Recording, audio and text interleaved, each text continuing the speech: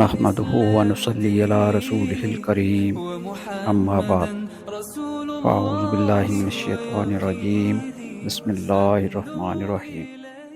آج کی ویڈیو میں ہم دو خوبصورت احادیث پر بات کریں گے جو قرآن کریم کی اہمیت اور اس سے محبت کرنے والوں کے فضائل کو بیان کرتی ہیں۔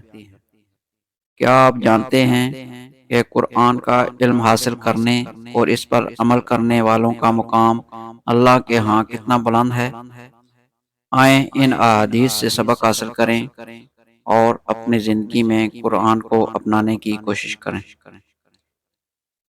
حضرت عائشہ رضی اللہ عنہا بیان کرتی ہیں، رسول اللہ صلی اللہ علیہ وآلہ وسلم نے فرمایا، ماہر قرآن اطاعت گزار معزز لکھنے والے فرشتوں کے ساتھ ہوگا، اور جو شخص اٹک اٹک کر قرآن پڑھتا ہے اور وہ اس پر دشوار ہوتا ہے تو اس کے لیے دوہرا اجر ہوگا، متفق علیہ۔ حضرت ابن عمر رضی اللہ عنہ بیان کرتے ہیں، رسول اللہ صلی اللہ علیہ وآلہ وسلم نے فرمایا، صرف دو آدمیوں پر رشک کرنا جائز ہے۔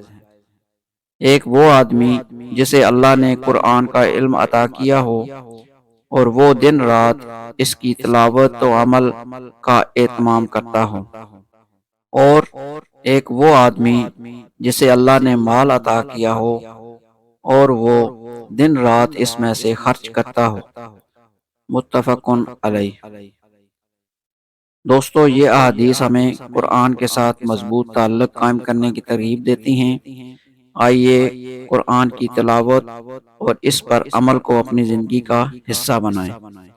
آخر میں اللہ سے دعا ہے کہ وہ ہمیں قرآن پڑھنے اور اس پر عمل کرنے والوں میں شامل فرمائے، آمین۔